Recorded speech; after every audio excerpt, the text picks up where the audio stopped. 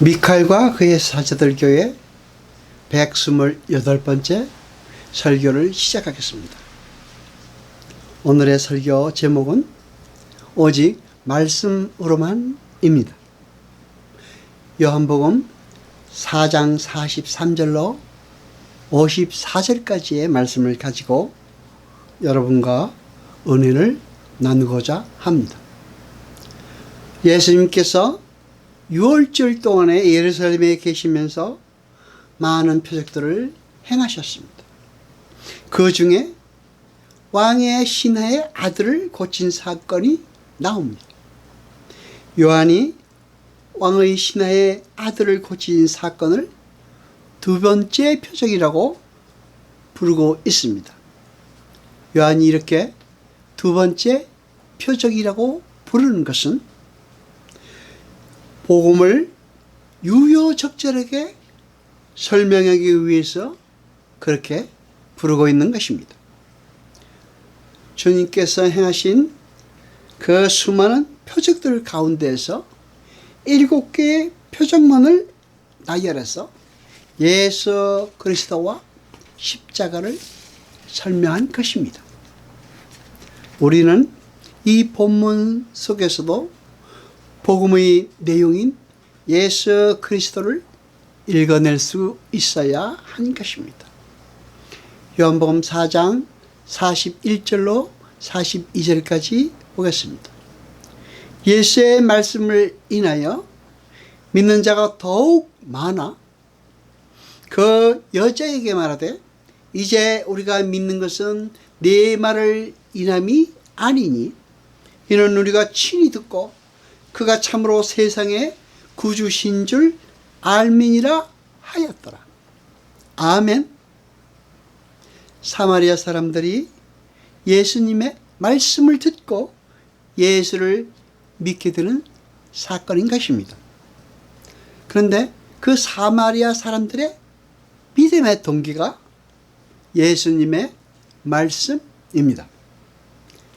예수님이 행하신 이적이나 기사를 통해서 예수를 믿게 된 것이 아니라 예수님의 말씀으로 사람들이 예수님을 믿게 되었다는 것을 강조하면서 여기서 사마리아 여인의 이야기가 끝나는 것입니다.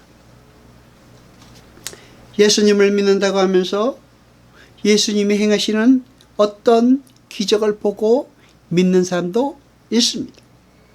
그러나 그들의 믿음은 온전한 믿음이 아닙니다. 그 말은 그렇게 무엇인가를 보고 믿으려고 하는 자들은 그리스도와 연합이 이루어질 수 없다는 말입니다. 요한복음 1장 12절을 보겠습니다. 영접하는 자, 곧 그 이름을 믿는 자들에게는 하나님의 자녀가 되는 권세를 주셨으니. 아멘. 여기서 보면 분명 성경이 영접하는 자 그리고 주님의 이름을 믿는 자들에게는 하나님의 자녀가 되는 권세가 이미 주어졌다고 말하고 있습니다. 여러분, 영접하는 자, 그 이름을 믿는 자들에게 하나님의 자녀가 되는 권세를 줄 것이다 입니까? 아닙니다. 주어졌다는 것입니다. 그런데 우리가 보았듯이 예루살렘에는 주님을 믿는다고 하는 자들이 많이 있었고 갈릴리에서는 주님을 영접하는 사람들도 있었습니다. 그런데 주님은 그들이 자신을 환영하여 영접한 것이 아니라고 하실 뿐만 아니라 그들에게 당신의 몸도 의탁하지 않으셨습니다. 우리는 이러한 구절들을 통해서 아주 중요한 메시지를 확인할 수 있습니다. 이 세상에는 믿는다고 하는 사람들도 많고 예수를 믿고 예수를 영접했다고 하는 사람들도 많이 있습니다. 그러나 주님은 그들을 모두 성도라고 부르지는 않으십니다.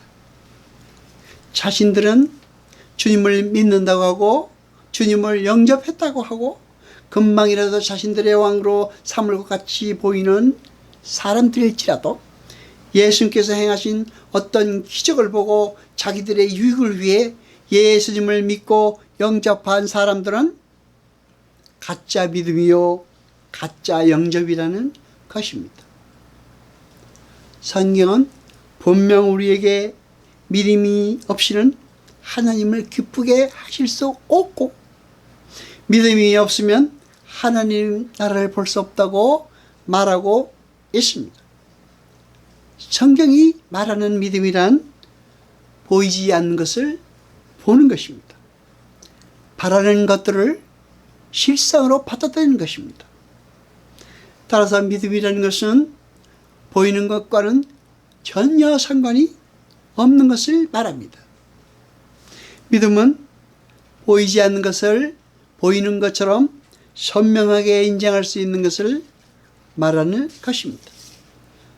무엇을 보고 만지고 인식하는 것은 누구나 다 할 수 있습니다.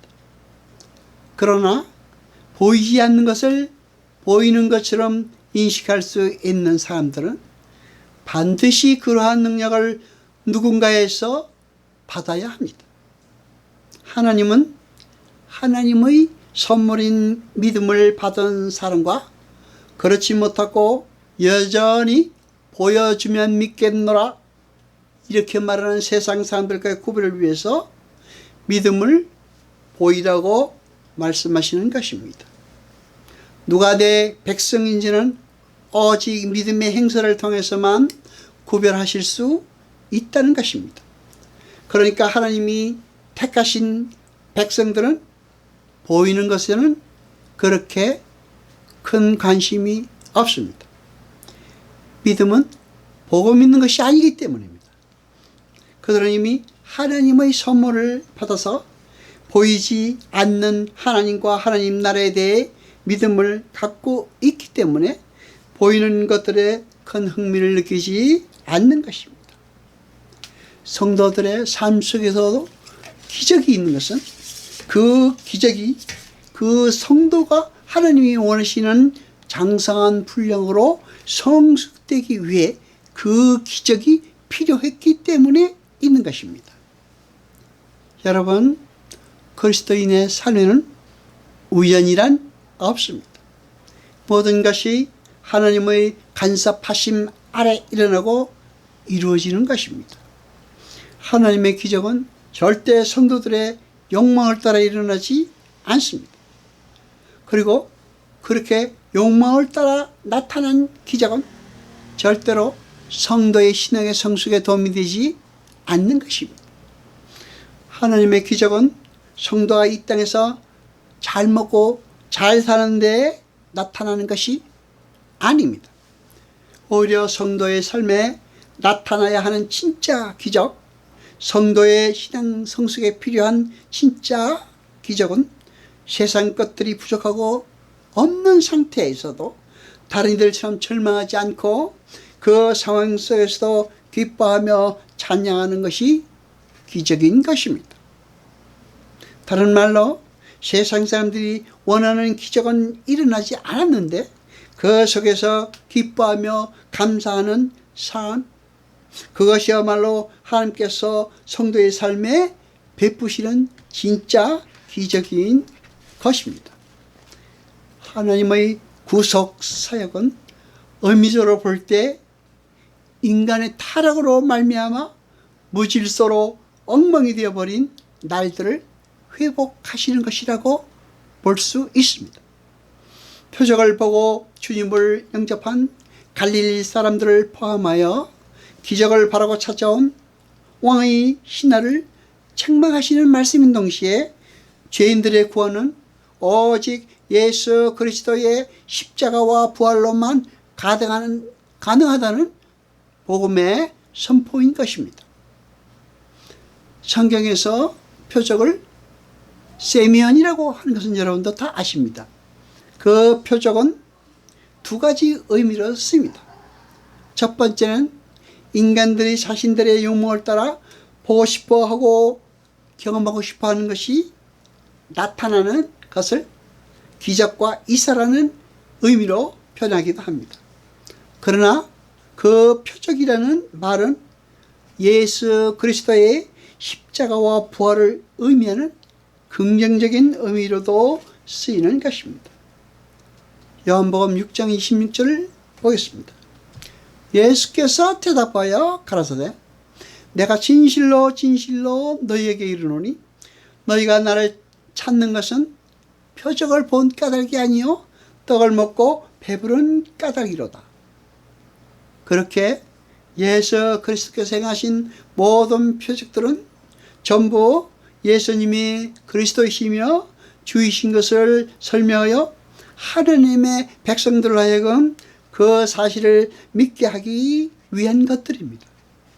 예수님께서 말씀하신 내용은 너희는 욕심을 따라 표적과 기사를 구하고 쫓아서는 안 된다는 것이고 너희는 그 표적과 기사 속에서 표적과 기사가 가리키는 예수 그리스도의 십자가와 부활을 보지 못하면 절대 나를 쫓을 수도 없고 믿을 수 없다입니다.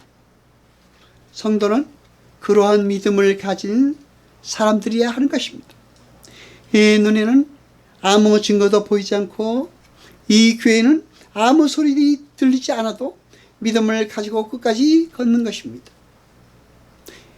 이렇게 믿음이라는 것은 말씀에 근거한 것이지 표적이나 기사와는 아무 상관이 없는 것입니다. 기독교 신앙이라는 것은 절대자이신 하나님 앞에서 자기 자신이 거듭나고 변화되려는 그 방향성에 그 요체가 있는 것입니다. 기독교 신앙에서는 자기 부인과 자기 포기가 필수적으로 수반될 까닭이 여기 있습니다. 고린도후서 5장 7절을 보겠습니다.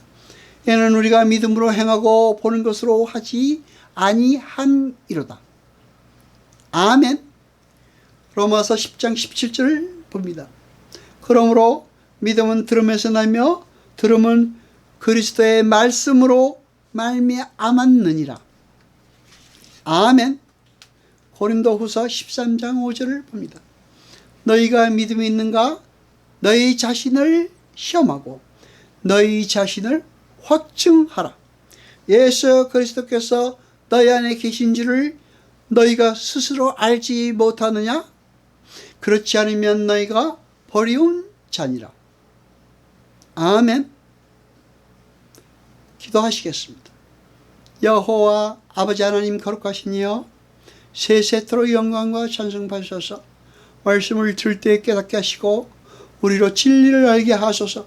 이 모든 것 감사드리며 우리 주 예수 그리스도 이름으로 기도드리옵나이다. 아멘.